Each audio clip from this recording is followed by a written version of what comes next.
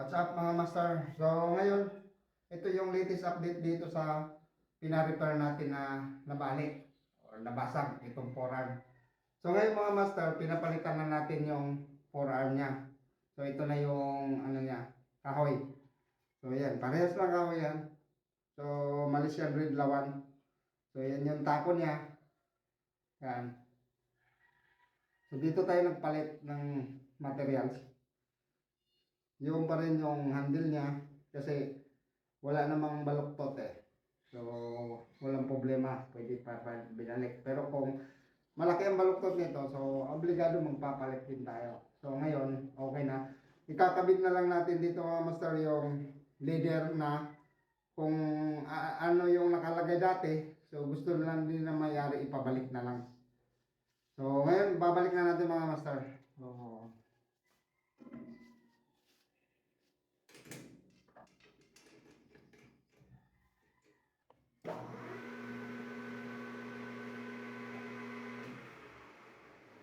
diretso yung tako niya.